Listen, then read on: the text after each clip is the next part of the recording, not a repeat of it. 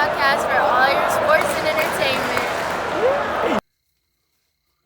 What's up? Welcome back to the ALLEYLIFE podcast. Hey, yo, we're going to kick a little bit about the Bears game. But first, you go ahead and listen to a couple of these little videos because we're going to make this a short one since we got a short week. He wants to know why Matt Eberflus didn't call that final timeout. Here he is at the podium. And our guys battled. Holding those guys to field goals really helped us to stay in the game. And we did a good job of resetting ourselves at halftime. Offense did a heck of a job in the second half.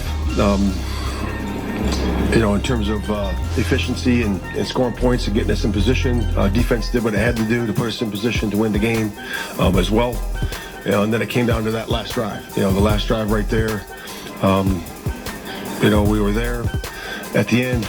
They had penalty, we had penalty. So we had a bunch of penalties there, hands to the face. We had they called a pick route on us. But we also had the DPI that put us in position. And it's knocking us out of field goal range, those penalties. And then we're there at second and 20. Take the sack right there. And, so we're at 36 seconds right there. And our hope was, because it was third going into fourth, that we would re-rack that play at 18 seconds, throw it inbounds, get it into the field goal range, and then call the timeout. And that's where it was, and that was our decision-making process on that. Again, we were outside the field goal range, so we needed to get a few more yards in there, as close as we can get, and then we were going to call timeout.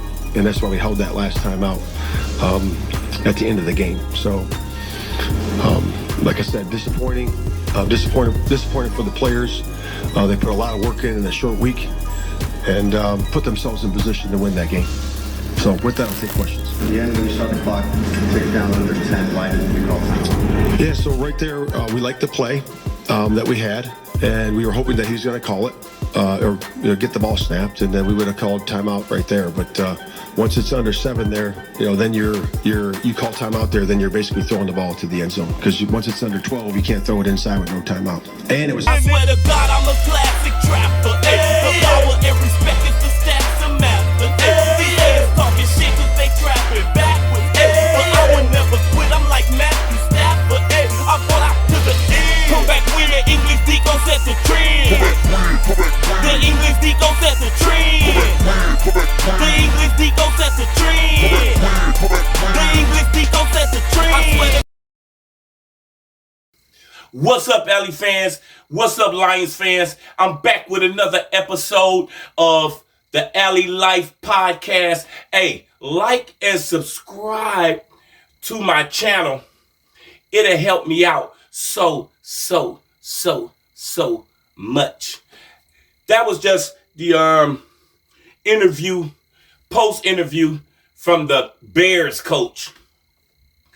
As you can see, this guy just don't get it. He's the former coach of the Bears because he was fired. We'll touch on this game just a little bit before we go into the Green Bay Packers game. This game was a tale of two halves. The first half, we came in and just totally dominated. Caleb Williams and the Bears couldn't get anything going, nor could they stop the Lions from doing what they needed to do or were doing what they wanted to do. But in the second half, it was a totally different game, a totally different situation in the second half. In the second half, we struggled to score, and the Bears, they started coming back, and they started taking up all the possessions, all the time of the possessions, exactly like we did in the first half. I believe they had 7 minutes in possession in the first half to our 23 minutes. So that was incredible. But in the second half, they launched a great comeback. As everybody knows, they launched a comeback and they were almost there. 32 seconds, a sack happened in 32 seconds. It's the drama about this guy supposed, the coach should have called the timeout to give them a chance to win the game. And that is the narrative, what everybody is saying. Well, let me just kick the narrative right there, because people keep saying that if he had called the timeout, it would have gave the Bears a chance. That's it. So people acting like they could have won the game if he would have called the timeout is, for one thing, they wasn't in field goal range at the time. So they did need to run another play to probably get some more. The longest that their kicker had ever kicked was a 52-yarder. That would have been a 58, 59-yarder, which I'm pretty sure he probably would have missed. So that was not guaranteed. The fact that if they did get a play, if he did call timeout and they did get a play, the fact that somebody was going to catch that pass and make it a first down and move the chains and for you to come and spike it, that's a wish. You don't know if that was going to happen. You don't know if he would have missed the field goal. You don't know if he would have beat them in overtime. So we can't go on coulda, woulda, shoulda, because none of that stuff happened. What did happen was they tried to run another play. It didn't work. Time ran out like it did, like we saw it do many a time as Lions fans. We just watched the coaches and the team just do something crazy and just have to watch it and then go eat your turkey and your macaroni. You know what I'm saying? So this time we watched somebody else to do something stupid. But if he had did the right thing, there is no guarantee that they would have won the game. So this game we won fair and square. Ain't nothing to it. But the player of the game, I do have to have the player of the game for that game. So player of the game brought to you by Fire Ass Munchies. Look them up on Instagram. That's with an AZZ. And go look at Pure Options Dispensary on Livernois in Detroit. If you go there, you can get you a free pre-roll if the Lions win. Every time the Lions win. So you know they're going to win again this Thursday. So Friday, you can go in and ask them to get your free pre-roll. The player of the game is Coach Eberflus, the Chicago Bears coach. You are the Lions player of the game. We appreciate you, bro. They fired you, but I don't believe they should have, bro. We gonna put a petition in or something in to get his job back. We like what he was doing in Chicago. Detroit fans, we love what he was doing in Chicago. So I think y'all should give him a second chance, a third chance, and a fourth chance, and a fifth chance. Anyway. All right. Let's do a transition. Okay. We're transitioning now to the Detroit Lions versus the Green Bay Packers. Yeah, we headed to, no, we ain't headed nowhere. I keep saying we headed somewhere. Because we be whooping butt we BTA on the road so much. I guess I be wanting us to go on the road and whoop people so much. But the Green Bay Packers is coming into Ford Field. This is our second game, so they eager. You know they highly, highly eager to win this game. They really need to win this game. So, of course, they're going to come in, and they really feel like they should have won the last game, which I don't know why they feel that way. You know what I'm saying? But, that's not going to happen. So they feel like this is going to be a revenge game. One of the ones McKinley said something about, the safety said something about the Lions be trying to embarrass people and everything. And then we went in their house and beat them. So, of course, this is a game, just because it's a divisional rival for one thing, because we got the lead and it will help them in the standings. But we already beat them. So, of course, on their field. So, of course, they need this game more than anything, and they want this game more than anything. We are full of injuries, so, we have to have a good game plan. Jordan Love has been doing better. The quarterback for the Green Bay Packers, Jordan Love, he's been doing better as of the last 5 games. The first 4 or 5 games, he was plagued with turnovers. He was turning the ball over at a high rate. Every game, he was throwing an interception and a turnover or a fumble. Even the game we played, he threw a pick 6 to Kirby, and which actually changed and probably sealed the game for them. But as of lately, Jordan Love been doing his thing. He actually been doing his thing. He's been good, and he hasn't threw any picks in the last 4 games.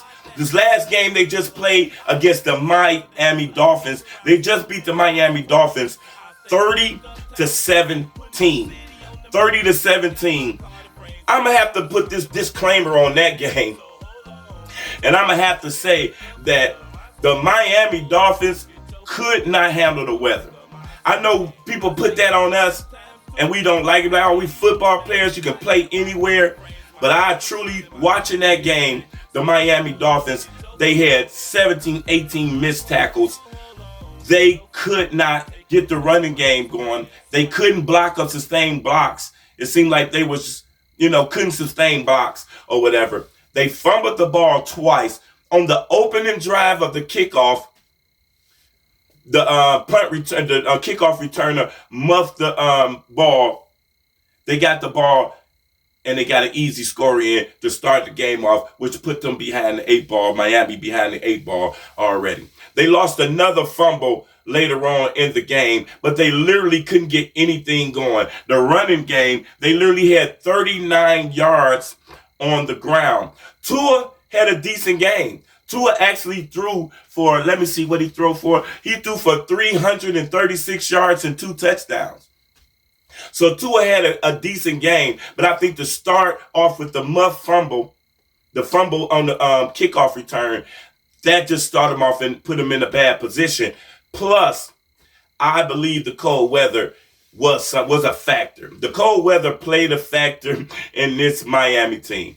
No doubt about it. It don't always do, but sometimes being in Lambeau Field is an advantage for the Green Bay Packers because everybody can't come play in that cold. And I don't care what you say. Jordan Love had a good game. He threw for 2 touchdowns in that game. He had 274 yards and 2 touchdowns. They rushed for 114 yards. This is the game that they want to bring into Ford Field. They definitely want to have Jacobs running. Jacobs has been the engine that's get everything started. They're running the ball more and they're being more effective with it, which allows Jordan Love to pick and choose and sit back and pick and choose and do some play action and not force him and not be in a situation where the defenses always know that he's throwing the ball. They're actually effectively running the ball. They couldn't run the ball on the Detroit Lions. So that put them in a bad situation where he had to throw, and he ended up throwing two picks in that game, and that's how we won the game. But this game, they're going to definitely try to be more balanced. They're going to try to be more balanced and take it to the Lions this time at Ford Field because they're going to be on the road. And they desperately need this game. As for the Lions, as for your Detroit Lions, what we need to do. Keys to the game on this game, it's going to be a short video. Keys to the game on this game is defense, defense, defense. First, we got to talk about our defense. Our defense is gone. The fact that we won that game against the Bears was amazing. Some people say, oh my God, I'm worried. How can you be worried if we win a game with the special teams playing defense? The whole defense was out, bro. So it's like special teams play defense for the second half. Who does that and win? Only your Detroit Lions. Only your Detroit Lions. What they say they mean. Everybody else say stuff, it's a cliche. But when the Lions say it's the next man up, and we actually training the next man, not the next man up because you the next dude in the building. You the next dude with a locker. Next man up because we know we've trained you and we put you in a position that if we need you, you can come in and actually be effective and don't feel lost and like confused as to what's going on. Some teams feel like, oh, we don't have time to train the backup people to, give them the real reps and anything. But then when it's time for them to need at a spur of the moment, you expect them to go in there and just be aces all the time. Well, the Detroit Lions know that ain't a theory. That don't make no sense. So the Detroit Lions, they really concentrate on developing their players and practicing very hard, practicing like a game, so they'll have that experience. And when they come into the game, they won't feel like it's too physical or too big for them or too fast for them because they've been practicing that way. That's the beauty of this new organization, new regime with Brad and Dan Campbell, because they're developing players. They know what they want, when they want it, and how they want it. The Lions have to stop the run, but we also have to run the ball. I say that every week. The keys of the game. We have to run the ball, Of course, we have to run the ball, but my actual key to the game is Jared Goff. We have to be singing the Jared Goff, the JG song. We have to sing that hook on my next chorus because he has to have a great game. Not a great game as in don't throw interceptions and, take care of the ball. We need you to do that. But in this game, because the defense is in a situation that they are in, we need Jared to come out and put up another 45-52. We need a 50 burger from Jared. And it's got to come from Jared. Not all running and just go off some play action and a couple of passes. This can't be a game where he got 18 passes. 15 for 18 or something like that. He going to have to throw it 25, 30 times this game. Jared Goff needs to throw the ball 25 or 30 times in this game. He has to make some big plays with his arm. We have to win big. We have to score and put them in a bad situation where the defense can do some blitzes and some tearing off. I'm not saying our defense is horrible, because it's absolutely not. But we lost everybody. Everybody. I mean, we lost mostly all of our starters are gone. I mean, this is incredible. Both defensive ends gone for the season. All of your linebackers, 3 of your linebackers, 4 of your linebackers gone for the season. Come on, man. Defensive interior gone for the season. 2 defensive linemen gone for the season. I mean, bro, we are suffering in that department. So I don't care about nobody else's injuries or none of their complaints or anything anybody else have to say, because we are going through the thing. All right, before I go, but we still going to win this game. Jared's going to put up that 50 burger. That's the key to the game. Jared is going to put up that 50 burger, and the Lions defense will hold. It ain't nobody, they're going to put people in good positions to play. And I like some of the people that they brought in. Let's look at some of the people they brought in. Y'all see, they got some new players that they brought in. Let me see. New players. 3-time Pro Bowl, 3-time Pro Bowler, 1-time All-Pro safety, Jamal Adams. That sounds like a good one. I ain't going to act like I know all of these people. But Iffy, our backup safety, he was about to come into his 21 window. He started his 21 window to practice, and then during practice, he broke his finger, so they put him back on injury reserve. So that's why this guy Adams comes in, a safety, because we're definitely going to need some help knowing that he's going to be out. What else we have? Don't forget, you can't forget we got Trevor Nowalski. Trevor Nowalski will play a big piece. Ben Neiman will play a big part. Linebacker Ben Neiman will play a big part in the Lions stuff. All of them will play this game. All of these guys will play. David Long, I kept messing up his name last time, and they put him on the practice squad, said maybe he'll play next week. He ended up playing the majority of that game and did very good, and ended up playing this last game also way more snaps, because I obviously we need him. Eckler Turner is another. We got him from Tennessee, I believe. He's also, they just threw him into the fire soon as he got here. Just threw him into the fire because we were really in that position where we needed him to, come in. And he came in and did some good things. And this week, they got Quan Alexander. From where you get it from? Quan Alexander, he comes from Denver. He's another defensive tackle, and he came from Denver. And they also got defensive lineman Jonah Williams from the Rams. I just seen that. I'm just reading this. Jonah Williams from the Rams, he's played 48 games, 22 starts. He's 6'5", 275 pounds, and this is his 7th season.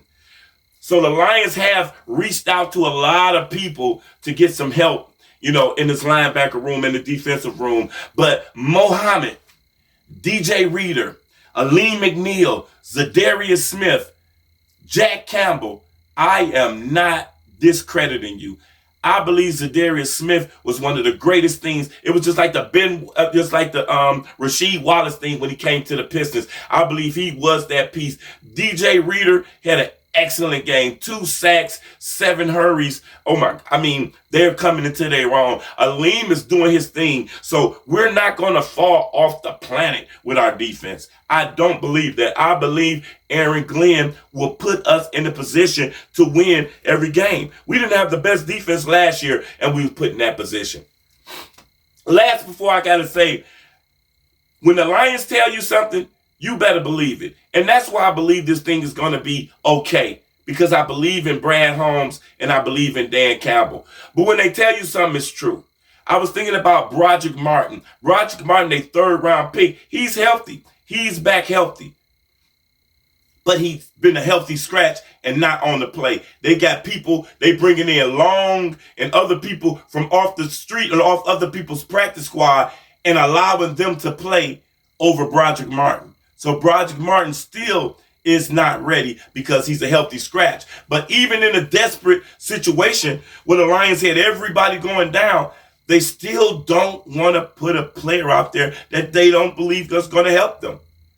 Now, I'm saying, I don't know if they're missing James Houston right now because, they cut James Houston. But that's another player. He can rush the passer, but he couldn't do the other things. He couldn't hold the edge on the run and the other things. So the Lions' theory is, well, you really can't play for us. You're so one-dimensional and you can't do certain things. You really can't play for. We really can't put you on we know you can rush the passer, but if that's all you can bring, we really don't got no room for you. So I was just wondering about all the injuries they have, and they still got rid of Houston, and they hadn't put Broderick Martin on the field. So that just proves that they saying they're going to put the best person on the field regardless. No matter if they drafted you, if they signed you in free agency, it doesn't matter. They're going to put the best team on the field every week. And that's something I love and admire about this team. But hey, that's my take on the game. Lions, my prediction. Let me see. My prediction. The Lions, 35. Green Bay, 23. 35-23. That is my prediction for the game. Like and subscribe to my channel. I appreciate it. Hey, we building up some things on this channel, man.